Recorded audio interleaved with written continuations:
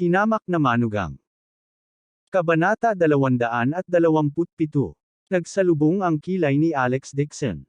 Ang dalawang batong ito ay talagang may malalim na pagkakaugnay.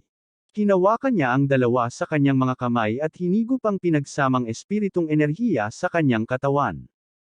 Isang alon ng dalisay at purong enerhiya ang dumaan sa kanyang palad papunta sa kanyang katawan. Parang nilubog ang buong katawan niya sa hot spring. Ang kanyang katawan ay nakaramdam ng init at komportable, na para bang lahat ng nakakagambalang mga kaisipan ay nahugasan. Ang hindi pa nagagawang pakiramdam na ito ay nagpasar kay Alex Dixon nang hindi sinasadya at tumuon sa paggabay sa enerhiya. Pakiramdam niya ay napuno ng malakas na enerhiya ang kanyang katawan. Ang enerhiyang ito ay nagmula sa langit at lupa at pumuno sa kanyang katawan. Habang ang mga alon ng enerhiya ay hinihigop, tila napagtanto ni Alex Dixon na nag-aangat ng enerhiya sa kanyang dantian ay lumaki at lumawak sa kanyang mga meridian. Ilang saglit lang ay umikot na ito sa kanyang katawan.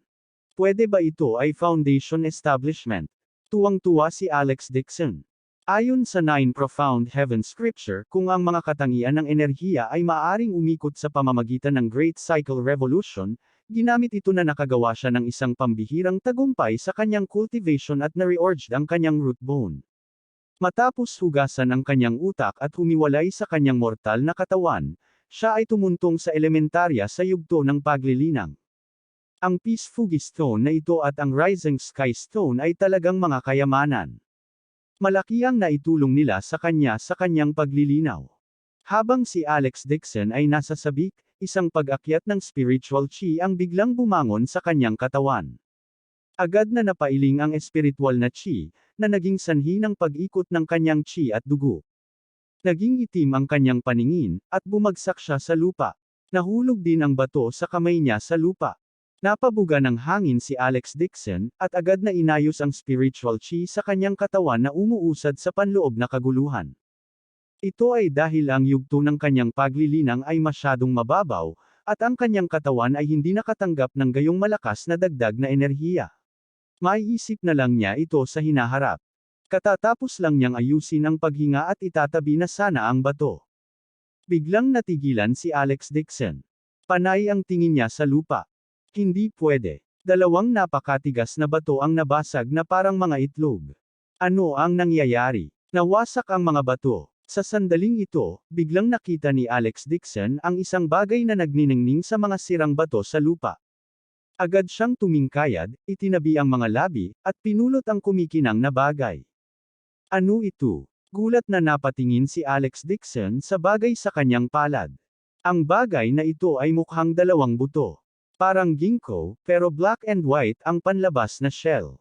Ang ibabaw nito ay makinis at matigas, at may mahinang mga katangian na enerhiya na lumalabas sa shell nito. Laking gulat ni Alex Dixon. Hinawakan niya ang buto sa kanyang kamay at muli itong tiningnan. Ang 9 Profound Heaven Scripture ay naglalaman ng lahat. Itinala nito ang lahat mula sa langit at lupa hanggang sa kasalukuyan, ngunit wala ring talaan ng binhi.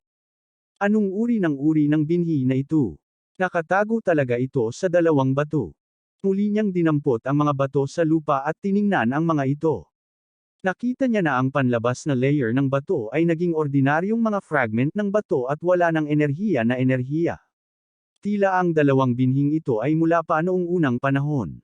Pagkatapos ng mahabang panahon, talagang nakabalot sila sa isang layer ng mga fossil. Ang mga fossil ay sumipsip ng enerhiya ng mga buto. Pagkaraan ng mahabang panahon, ang enerhiya ay pinakawalan. At ang tunay na kayamanan ng langit at lupa ay hindi dalawang bato sa lahat, ngunit ang dalawang buto na nakabalot sa loob ng mga bato. Hinawakan ni Alex Dixon ang mga buto at nagmuni-muni ng mahabang panahon. Alam niya na ang dalawang binhing ito ay kayamanan ng langit at lupa, ngunit hindi niya alam kung anong uri ng mga halaman ang maaari nilang palaguin. Sandali siyang nag-alinlangan at nagpasya na itanim ang mga buto sa lupa upang makita kung maaari silang tumubo. Natagpuan ni Alex Dixon ang palayok ng bulaklak na ginamit ni Helena na itinanim. Naghukay siya ng 2 butas at ibinaon ang 2 buto sa lupa. Hindi niya alam kung ang 2 binhing ito ay maaaring tumubo sa ordinaryong lupa. Ngunit kailangan niyang subukan. Kung talagang may mapalagos sila, tiyak na bihirang kayamanan ito ng langit at lupa. Kumuha siya ng palanggana at nagsalin ng tubig dito. Itinulak ni Jane Lewes ang pinto at tinawag siyang kumain. Nang makita niya itong nagdidilig ng mga bulaklak ay agad siyang natigilan. Ikaw, gusto mong magtanim ng sibuyas? Binigyan ako ng kaibigan ko ng 2 mamahaling buto ng bulaklak. Itatanim ko at tingnan ko. Pagkatapos sabihin iyon ni Alex Dixon, paalala niya, sabi ng kaibigan ko, napakamahal ng mga buto na ito. Huwag itapon. Nakuha ko. Hindi ito sineryoso ni Jane Lewes at tinawag siya sa ibaba para kumain. Tuldok. Nasa ospital. Nakahiga si Lewes Yikian sa hospital bed na may makapal na benda sa ulo.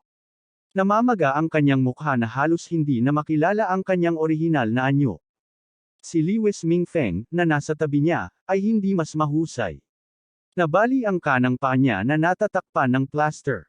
Noong gabing iyon, ang saya-saya nilang dalawa sa KTV. Sa hindi pagkakataon, binugbog sila ng payat na lalaki at ni Cao Faang. Nagngangalit si Lewes Yikian. Galit na galit siya. Kara-rating lang niya sa Jinling ay binugbog siya ng may takip sa ulo. Paano niya nalulunok ang galit na ito? Gayunpaman, pagkatapos ng pakikipaglaban ni Cao Faang at ng payat na lalaki, nakatakas siya sa kabisera ng probinsya at doon nagtago. Hindi niya siya mahanap kahit na gusto niyang ayusin ang mga account sa hinaharap. Inilabas ni Lewes Yikian ang kanyang galit kay Lewes Mingfeng at umungal. Sinabi ko sa iyo na ang taong hinahanap mo ay hindi mapagkakatiwalaan. Nakahanap ka ng 2 hindi marunong gumawa ng mga bagay, at talagang pinagtaksilan kanila at binugbog pa ang may-ari. Sa tingin ko isa ka ring walang kwentang aso, kaya nakasakay ka sa ulo ni Albert Lewes. Si Lewes Mingfeng ay hindi nang ahas na magsalita pabalik at ngumiti lamang siya ng paumanhin. Pinsan, ako ang may kasalanan sa pagkakataong ito. Pakiusap huminahon ka. Kapag nahanap ko na si Cao Faang, pupurutin ko ang ulo niya. Hininaan niya ang boses at humingi ng tawad ng matagal. Noon lang medyo kumalma si Lewes Yikian. Sabi niya na may pagtatampo na mukha, hindi ako makakaasa sa isang basurang tulad mo. Papuntahin mo ang master na hanapin ko. Pakikinggan ko lahat ng sasabihin mo, pinsan. Yumuko si Lewes Mingfeng at sinabing, Teresa Haicheng, gusto mo bang humanap ng taong maglalantad sa totoong mukha ni Alex Dixon? Nagpadala na ako ng isang tao para ipaalam sa iilang pinuno ng guild. Si Alex Dixon ay hindi makakakilos ng matagal. Sa sandaling matapos magsalita si Lewes Yikian, itinulak ang pinto ng ward. Tuwang-tuwang pumasok ang katulong at nakalimutan pang kumatok sa pinto. President Lewes. May nag-invest lang ng 100 milyon sa kumpanya natin. 100 milyon. Natigilan si Lewes Mingfeng. Isang bakas ng pagkabigla ang sumilay sa mukha ni Lewes Yikian, ngunit mabilis siyang nanambalik at pinigilan ang kanyang pananabik habang nagtanong, saang kumpanya ka namuhunan? Yunfeng Company. Tumiwanag ang mga mata ni Chen Feng. Yunfeng Company. Tumingon si Lewes Yikian kay Albert Lewes at nagtanong, narinig mo na ba ito? Napailing-iling si Albert Lewes. Sabi ulit ng assistant, ang parent company daw sa likod nito ay ang Clearwater Garden. Nagulat ang mukha ni Lewes Mingfeng, at sinabi niya, ang Clearwater Garden na nagpapakita ng kumpanya ng real estate sa bansa. Oo, mabilis na sabi ng assistant. Ang galing. Hindi napigilan ni Lewes Yikian ang kanyang pananabik, at namula ang kanyang mukha, upang matanggap ang puhunan mula sa Clearwater Garden, isa lamang itong pagpapala mula sa langit. Hindi niya akalain na ang Lewes Company ay talagang mamumuhunan ng Clearwater Garden. Parang walang limitasyon ang magiging development ng Lewes Company. Iyon ay ang Clearwater Gardens. Ang mga ari-arian ng kumpanya ay nasa 10-10 bilyon, at mayroon silang mga ari-arian sa mahigit 30 lungsod sa bansa. Bukod dito, hindi sila kailanman nakipagtulungan sa construction company, at sila ang nagtatag ng mga kumpanya sa industriya ng domestic property. Pero bakit biglang mamumuhunan ang ganitong kalaking kumpanya sa isang maliit na Lewes Company? Pinigilan ni Lewes Yikian ang kanyang pananabik, at itinaas ang kanyang ulo upang turuan ang kanyang assistant, kaagad makipag-ugnayan kay Director Yang ng Clearwater Gardens, personal kong pinasalamatan siya, at pagkatapos ay makipag-usap sa kanya tungkol sa pag-unlad bukas. Katulong sinabi ng kabilang partido na ang halaga ng pera na ito ay hindi malaki, at sinabi sa iyo na huwag makipag-ugnayan sa kanila. Namuhunan sila sa liwes, at narinig nila mula sa pamilya ni Helena na may potensyal ang Liwes Company, kaya namuhunan sila sa kumpanya. Makikipag-ugnayan sila sa iyo sa hinaharap. Helena, hindi ko akalain na bibigyan ko siya ng dibidendo sa sandaling sinabi kong gusto kong mag-invest sa kumpanya. Nakuha niya talaga ang mga dibidendo. Nagulat si Liwes Mingfeng at nakakunot ang noo niyang sinabi, "Oh tama. Ako. Nabalitaan kong may kapatid si Helena na nagnenegosyo sa Jing City." Hindi niya inaasahan na magkakaroon ng ganoon kalawak na network ng mga koneksyon ang pamilya Shu, para talagang makontak ang Clearwater Garden. Sa hinaharap, kailangan pa nating maghanap ng lugar kunin siya, tiyak na talikuran natin siya. Hindi natin siya papayagang umalis sa pamilya ng Liwes. Kabanata 228. Oo naman. Kung gusto ni Albert Liwes na iwan ang pamilya, hindi magiging ganoon kadali.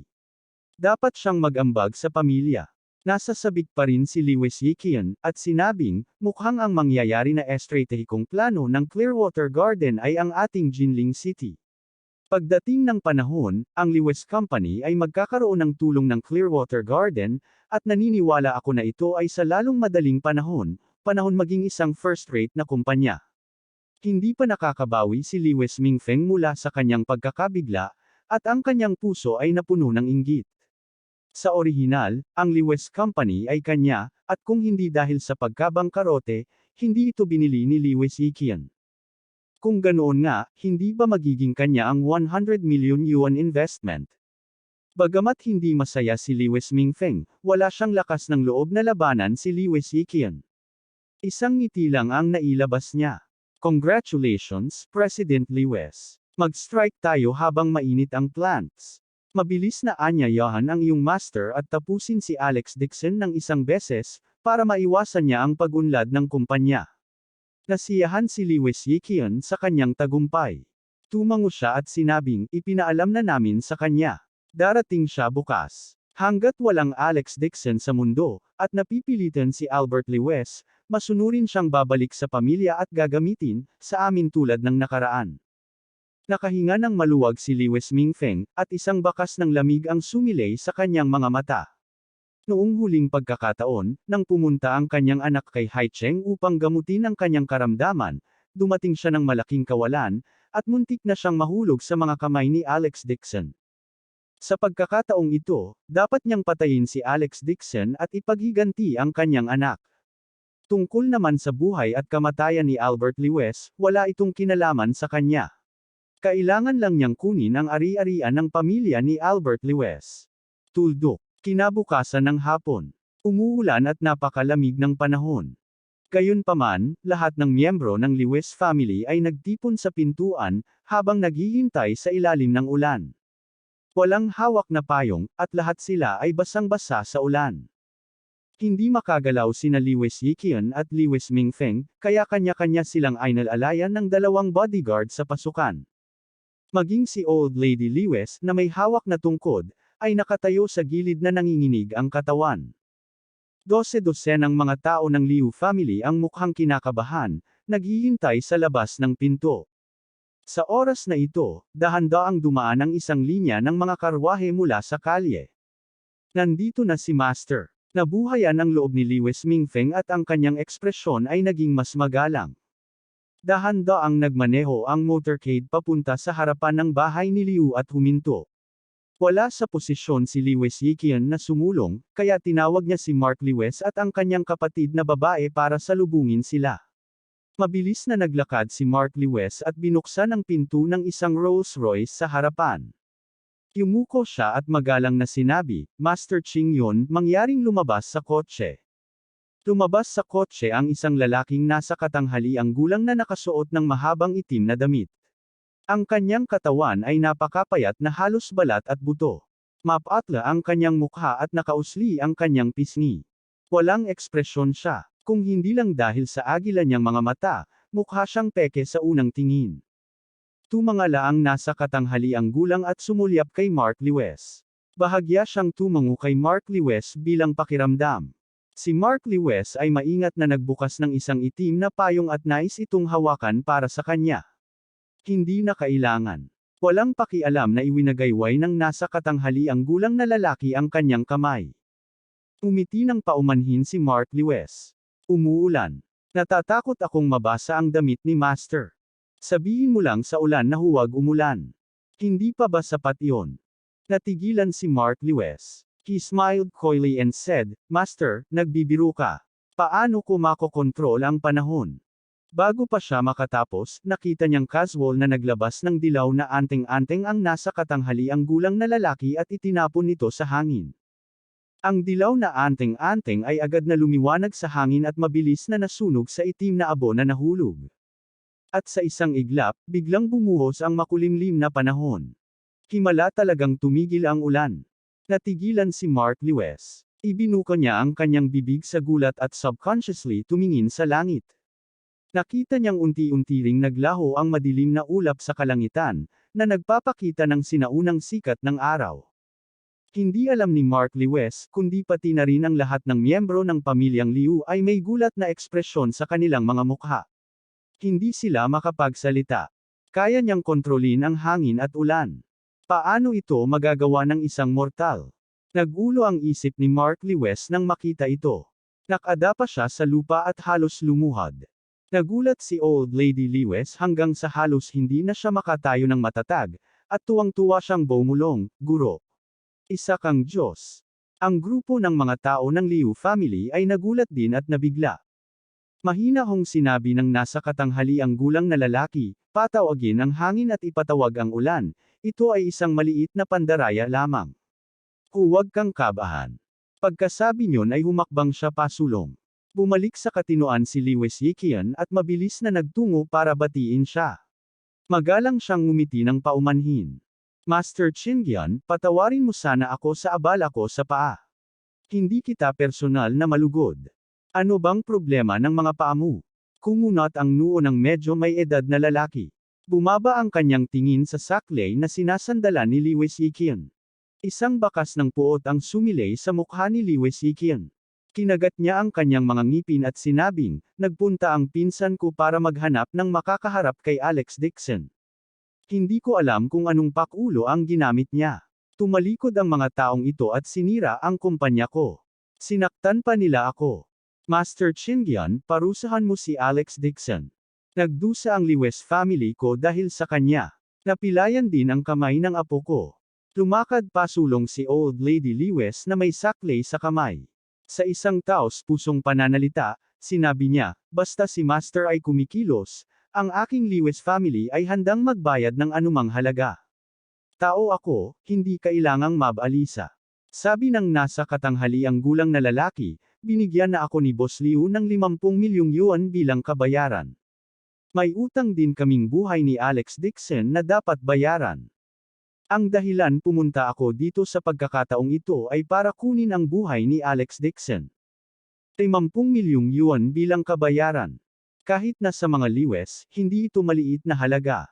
Ang mga miyembro ng Lewis family ay natulala. Hindi nila akalain na magpupursige si Lewis Yikian para lang makaharap si Alex Dixon. Malungkot ang mga mata ni Lewis Yikian. Maalis si Alex Dix, ano ang silbi ng pagbabayad ng ganoong kataas na presyo? Inalis ng brat na ito ang kanyang posisyon bilang Union Chief ng Merchant Union, dahilan para masira ang kanyang reputasyon sa mundo ng negosyo, at nawalan din siya ng malaking grupo ng mga kapangyarihan. Siya ay isang malaking hadlang para sa kanya sa hinaharap. Hanggat naalis niya si Alex Dixon, mababawi niya ang kontrol sa Nangguang Merchant Union, at kikita siya ng 5 milyon sa isang taon. Great. Master, kailangan mong patayin ang brat na yon. Excited na sabi ni Mark Lewis. Ang kanyang kanang kamay ay baldado, at kinasusuklaman niya si Alex Dixon. Ang kanyang pamilya ay sapat na makapangyarihan upang kumuha ng isang makapangyarihang amo. This time, patay na ang may apelyidong Dixon. 50 milyon. Pinipigilan ang pagkabigla sa kanyang puso, nagmamadali siyang pumunta sa harap at sinabing, Guro, Ang taong iyon na may apelyidong Dixon ay marunong ding magbasa ng feng shui. Nakipagkaibigan pa siya sa isang grupo ng mga mayayaman. Bago siya matapos magsalita, sumabad si Lewis Yikian ng malungkot. Kalokohan. Si Alex Dixon ay isang clown lang. Paano siya may kukumpara kay Master Chin-Gion? Natigilan si Lewis Mingfeng at mabilis na humingi ng tawad, nagkamali ako sa pagsasalita. Guro, patawarin mo sana ako. Ang mga katulad niya ay hindi man lang kwalipikadong magdala ng sapatos para sa iyo. Dahil sa pagkilos na iyon ngayon lang siya sumuko at sumamba. Siya ay lubos na naniniwala na hanggat si Master Chin-Gion ay kumilos, paanong hindi mamamatay si Alex Dixon. Magalang na sinabi ni Lewis Yikian, dakilang guro, mangyaring umupo sa iyong upuan. Mayroon ng manipis na piging na inihanda sa loob para salubungin ang dakilang guro. Tumango ang medyo may edad na at naglakad na papasok. Habang naglalakad, naglabas siya ng 2 anting-anting at inihagis kay Lewis Yikian. Isuot mo ang mga anting-anting na ito sa iyong mga katawan. Sa loob ng 3 araw, lahat ng iyong mga sugat at karamdaman ay gagaling. Salamat, guro. Natuwa si Lewis Yikian. Kinuha niya ang talisman gamit ang 2 kamay. Sa sandaling kinuha niya ang anting-anting, ang sakit sa kanyang buong katawan ay talagang nababawasan ng kaunti, at siya ay naging mas nasasabik. Bagaman hindi maliit na halaga ang 50 milyon, sulit ang perang ito. Kung ikukumpara sa pares ng clown na natagpuan ni Lewis Mingfeng, isa itong tunay na eksperto. Si Lewis Yikian ay naiinip na pinandilatan ng mata si Lewis Mingfeng at casual na naghagis ng anting-anting sa kanya. Salamat, pinsan. Magalang na tinanggap ito ni Lewis Mingfeng at hinangaan ito na parang baliw. Nasa puso niya ang iniisip. Pagkatapos maalis ni Grandmaster Ching Yun si Alex Dixon, magmakaawa siya sa kanya na gamutin ang mga sugat ng kanyang anak. Sa banal na lakas ni Grandmaster Ching Yun, tiyak na magagamot niya ito. Kabanata 229. Kinaumagahan, naglakad si Alex Dixon sa sala at nakita si Helena na may dalang mangkok ng lugaw papunta sa hapagkainan na may ngiti sa labi. Agad namang binati ni Helena si Alex Dixon paglabas niya. Anak, halika na at kumain ka na. Nagluto si nanay. Pagkaupo pa lang ni Alex Dixon, personal na inihain ni Helena ang isa pang mangkok ng lugaw at inilagay ito sa kanyang harapan. Tumangala siya at nakita niya si Jane Lewis na humihikab habang papalabas ng kwarto. Agad niyang sinaway, nagising na si Alex. Bilisan mo na dalhin mo ang coat niya para pagsilbihan siya. Kailangan pa niyang pumunta sa kumpanya mamaya. Pagharap sa kanyang affable na biyenan, namamanhid ang anit ni Alex Dixon. Hindi talaga siya nakatiis at tumayo para sabihin, Ma, ano ulit ang hiling mo, sabihin mo lang. Alex, hindi ko akalain na tutulong ka talaga sa kumpanyang maghugot ng puhunan. Naayos na ang pensyon ni nanay. Tuwang-tuwa si Helena na puno ng kulubat ang mukha. Hindi niya akalain na ang walang kwentang taong ito ay talagang magagamit ito ng isang beses at talagang bumunot ng 100 milyon. 100 milyon. Tuwang-tuwa si Helena na hindi siya nakatulog buong gabi. Excited siya pero at the same time, kumirat ang puso niya. Gaano kabuti kung ibigay niya sa kanya itong 100 milyong yuan. Umiti siya ng peke at sinabing, kilala mo naman si tito ni Jane, di ba? Nagnenegosyo din siya sa Jing City. Madali mong makukuha ang isang tao na mag-invest ng 100 milyon. Pagkatapos ay pag-usapan natin ito muli. Hanapin ang boss para mag-invest ng 100 o 200 milyon para sa tiyuhin. Hindi nakaimik si Alex Dixon. Nakatikim na pala ng tamis ang kanyang biyenan. Siya ay dumating upang hilingin sa kanya na mamuhunan muli. Ang 100 milyon ay hindi mahalaga. Sa kanya, ambon lang iyon. Gayunpaman, hindi tumigil ang kanyang biyenan. Kailan siya magiging laki? Kung ito ay masyadong mahaba, natakot siya na ang kanyang pagkatao ay malantad. Sabi ni Helena na may pekeng ngiti, anak, ano sa tingin mo? Tama, ang tatay mo ang nagpapatakbo ng antique shop. Kumuha ka rin ng mag-i-invest ng 100 milyon at hayaan ang tatay mo ang magiging amo. Bago pa niya matapos ang pagsasalita, lumapit si Jane Lewis at inihagis ang mangkok sa mesa sa masamang mood. Nay, sa tingin mo ba napakadaling makakuha ng isang tao na mamuhunan? Napakahirap para kay Alex na makahanap ng taong mamumuhunan sa Lewis family. Sa palagay mo ba ito ay kumukuha ng pera at nakakakuha ng isang tao na mamuhunan ng 100 milyon? Kinakausap ko ang manugang ko, huwag kang makialam. Naninigas ang mukha ni Helena at agad na sinaway, invest in the Lewis family. Why not invest in your father? Si tatay ba ang material para makapagtayo ng kumpanya? Galit na hinayla ni Jane Lewis si Alex Dixon, huwag kang makinig kay nanay. Makikisali lang siya. Halika, labas tayo at kumain. Tumayo si Alex Dixon at nagkunwaring hinayla ni Jane Lewis. Galit na pagbulyaw ni Helena mula sa likuran, pag-invest ng 100 milyon sa Lewis family, why not invest in your uncle and your father? Kung magiging big boss ang tatay mo, hindi ba iyon lang ang pera sa pamilya natin? 100 milyon. 100 milyon, sapat na yun para makabili ako ng maraming alahas. Hinayla ni Jane Lewis si Alex Dixon palabas ng pinto at galit na sinabi, "Don't mind mom." Wala siyang alam. Puro kalokohan lang ang alam niya. Umiti si Alex Dixon at sinabing, "Nagbukas si dad ng antique shop. Kung kailangan mo ng puhunan, hahanap ako ng ibang tao." Huwag. Sinamon siya ng tingin ni Jane Lewis at sinabing, "Ang mga pamantayan ng tatay ko. Hindi mo naman alam. Magpapasalamat ako kung hindi niya ako binayaran. If you want to compensate, then so be it. As long as dad is happy," nakangiting sabi ni Alex Dixon. Ang pag-i-invest ng 10 milyon para mapasaya ang biyenan, mawala man ang lahat ng pera, hindi mahalaga. Narinig ito ni Jane Lewis at nag-init ang kanyang puso. Bagamat walang gaanong kakayahan ang kanyang asawa, mabait pa rin ito sa kanyang mga magulang. She pouted and said, "Don't listen to my mom.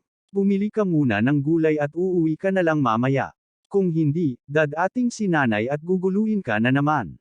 I'll talk reason with my mom pagbalik ko mamayang gabi." Umiti ng matamis si Jane Lewis.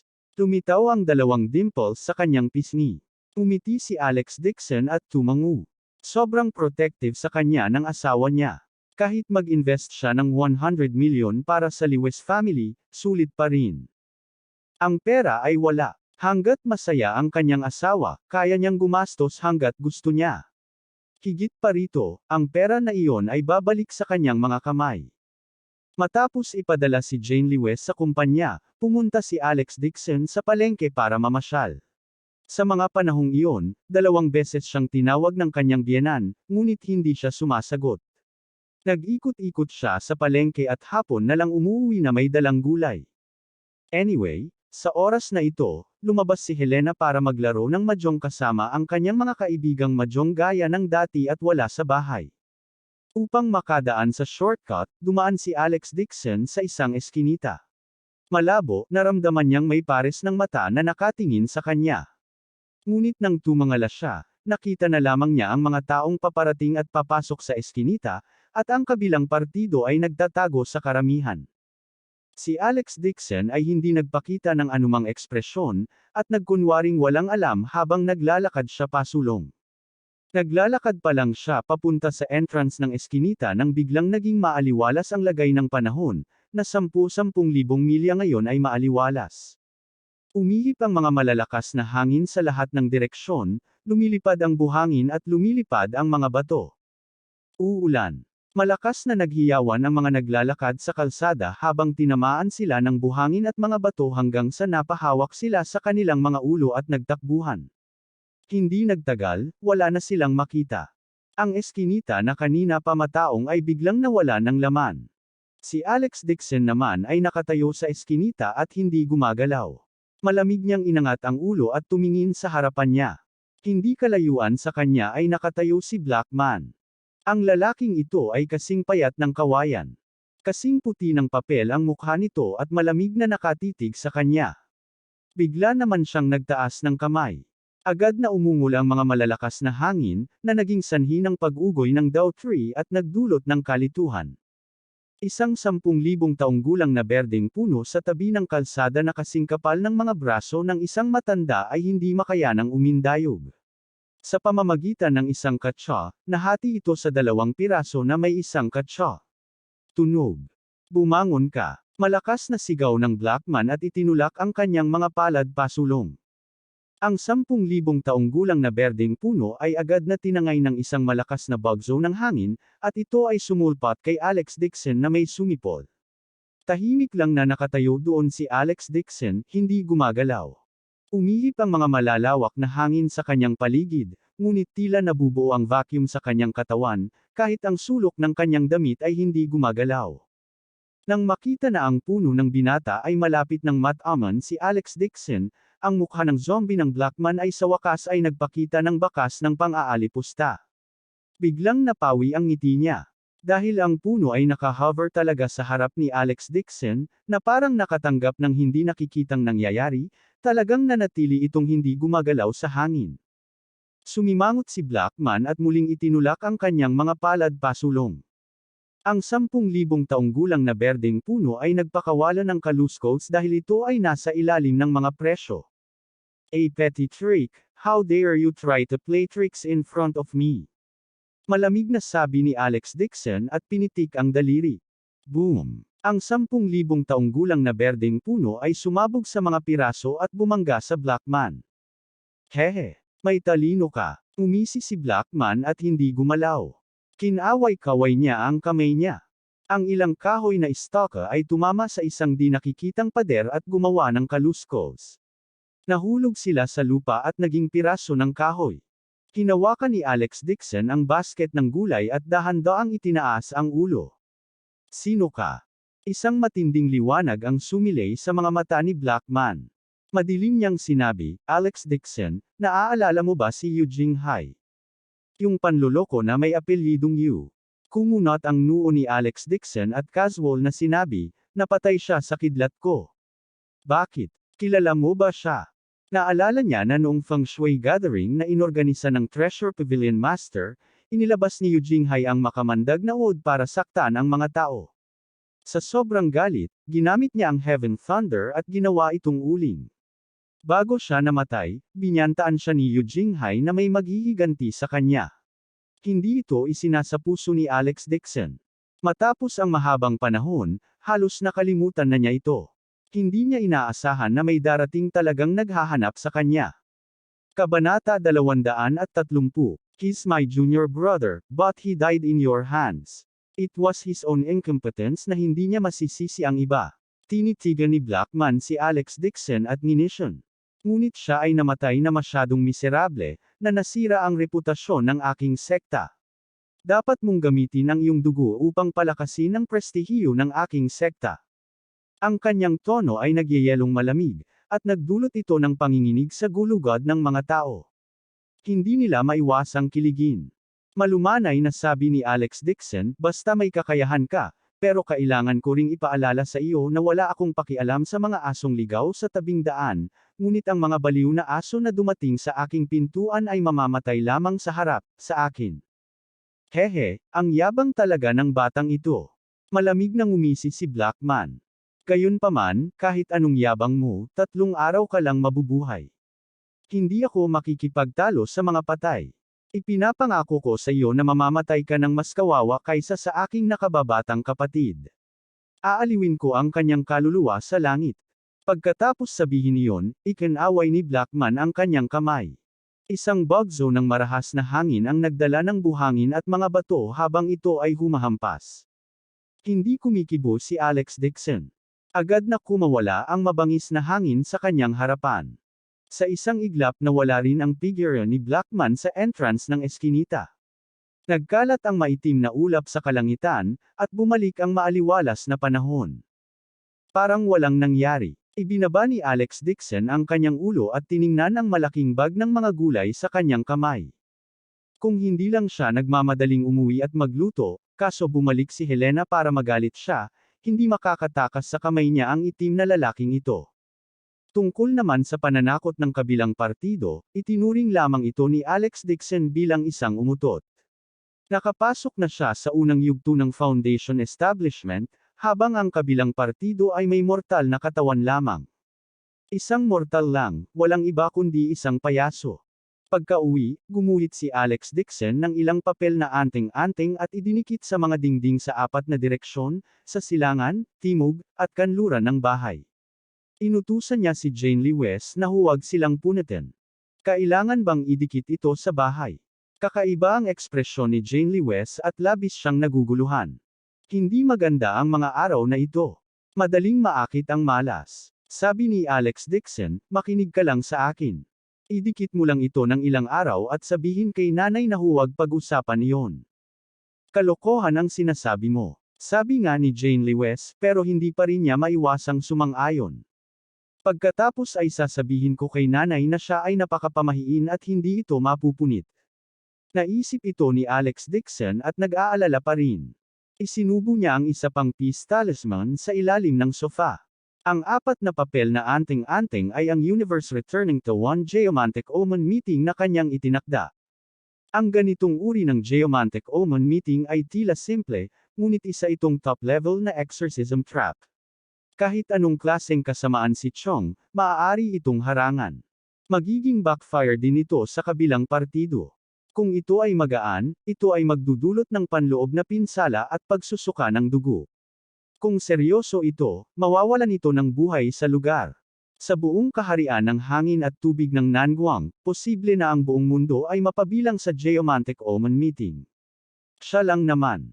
Saktan man ako ng kalaban o hindi, hindi ko sila sasaktan.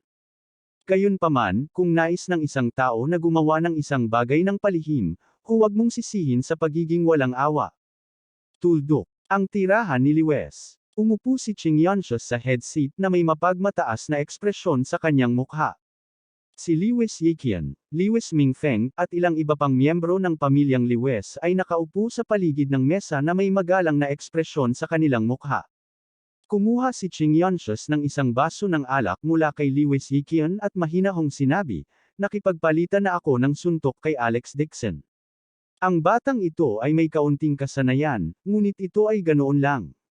Siya ay mamamatay sa loob ng 3 araw. Nakakamangha si Great Master Qingyan. Magalang na sinabi ni Lewes Yiqian, naglakas loob siyang ipakita ang kanyang kakayahan sa harap mo. Nililigawan niya si kamatayan. Mukhang nasa sabik si Lewes Mingfeng at mabilis na kinuha ang bote ng Maotai. Master Qing Yun, isa kang tunay na master. Sino siya sa tingin ni Alex Dixon? Mapapatay mo siya sa isang daliri. Sinubukan ng pamilyang Lewes na nasa hapag na purihin si Ching Yunshu. Don't worry. Hindi lang si Alex Dixon ang papatayin ko, pati ang buong pamilya niya. Ininom ni Ching Yunshu ang alak sa kanyang baso sa isang lagok, na para bang may pinag-isipang plano. Kumunot ang noo ni Lewes Yiqian. Wala siyang pagkamatay sa pagkamatay ni Alex Dixon. Ngunit si Albert Lewes ay miyembro din ng pamilya Lewes. Dapat din ba niya itong patayin? Ngunit pagkatapos mag-isip sandali, nilunok niya ang mga salita sa kanyang bibig. Sa anumang kaso, idineklara ni Albert Lewes na iiwan niya ang pamilya, at ang Green Cloud Construction Company ng kanyang anak na babae ay may maraming mga kliyente na may mataas na kalidad. Kung mawawasak ang Lewes family, magagawa niyang sakupin ang Qingyan Company at mag-invest ng isa pang 10 milyon. Sa oras na iyon, maaari niyang tamasahin ang mga bunga ng kanyang paggawa ng walang labis na pagsisikap. Walang sinabi si Lewes Mingfeng. Inaasahan pa niya na mas maagang mamatay ang pamilya ni Albert Lewes. Matagal na niyang kinalimutan ang nakababatang kapatid niyang ito. Higit pa rito, ang Lewes family ay nasa isang mahigpit na sitwasyon sa pananalapi ngayon. Kapag namatay si Albert Lewes, natural na sa kanya ang ari-arian ng kanyang pamilya, ang nakitang kapatid. Hindi na napigilan ni Mark Lewes ang sarili. He excitedly blurted out, "Dad, pagdating ng panahon, sa akin na lahat ang malaking villa ni Alex Dixon at 2 sasakyan." Medyo nalungkot si Lewes Yiqian. Inanyayahan niya si Ching Yunshu na sirain ang Lewes family, ngunit ang usapan ay hindi pa natatapos. Nang makita ang bakas ng galit sa mukha ni Lewes Yiqian, mabilis na nagkunwaring galit si Lewes Mingfeng at sumigaw. Ano ba ang iyong pagmamadali? Pagdating ng panahon, natural na bibigyan ka ng iyong Tio Chen ng bahagi. Si Tio Chen ay mayaman at makapangyarihan, paano siya mahilig sa isang katulad mo? Sabay-sabay na kumanta ang dalawa. Paanong hindi malalaman ni Lewis Yikian na pinupuri siya ng mga ito at hindi na siya makababa ng stage? Tuyo siyang umubo at sinabing, ang mansyon at ang sasakyan ay kay Mark. Ang iba pang ari-arian ng Chingian Company at Lewis family ay sa akin. Babayaran ko si Master Chingian ng kabayaran. Mabilis na tumingin si Mark Lewis sa kanyang ama. Sumasakit ang puso niya. Bukod sa mansyon at sasakyan, marami rin ang ari-arian ng Lewis family. Si Helena, ang kuripot, ay tiyak na nakaipon ng maraming pera sa mga taong ito.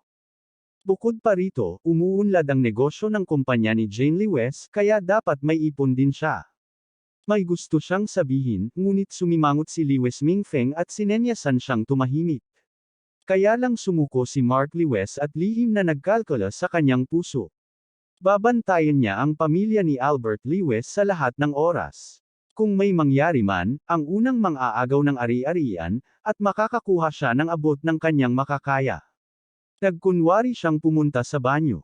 Lumabas siya at tumawag sa isang kakilala niya. Son Ho, may negosyong pwedeng kumita. Gagawin mo ba? Magdala ka ng maraming tao ngayong ilang araw. Bantayan mo ang bahay ni Albert Lewis. Isumbong mo sa akin kung may mangyari. Kuya Mark, anong problema? Sinabi sa kanya ni Mark Lewis ang lahat sa telepono. Napalunok si Son Ho ng kanyang laway at sinabing may pilyong ngiti, Brother Mark, madali lang ang bagay na ito. Ginagaranti ako na ito ay magiging maayos. Anong mga bagay ang makukuha ko? Pagkatapos ng usapin, bibigyan kita ng 300,000. Umiti si Son Ho at sinabi, ang usapan ng pera ay madaling pag-usapan, ngunit gusto ko pa ring humiling. Naiinip na sinabi ni Mark Lewis, ano ang gusto mo? Hehe. Iyong pinsan mo ang tinaguri ang pinakamagandang babae kay Jinling. Nangangati ang puso ko pero hindi ako nagkaroon ng pagkakataong halikan siya. Kuya Mark, pwede mo bang hilingin sa master na mag-isip ng paraan para let her play with me? Pagdating ng panahon, 200,000 yuan na lang ang maibibigay mo sa akin. Ito. Saglit na nag-isip si Mark Lewis. Hindi niya alam kung maaari niyang anyayahan si Master Chingian. Sa oras na ito, sinundan siya ni Megan Lewis palabas. Nang marinig niya ang sinabi nito ay agad niya itong hinayla. Kuya, sabi niya, hayaan mong paglaruan ni Son Ho ang puta na si Jane Lewis hanggang sa mamatay. Pinigilan niya ako kahit saan. Matagal ko na siyang ayaw. At saka, sa lugar ni Master Chingian, hihilingin ko sa aking ama na nagalit, tulungan siyang hikayatin siya. Si Master ay napakalakas. Kaya niyang pagsamantalaan si Jane Lewis. Siguradong hindi magiging problema. Abangan ang susunod na kabanata.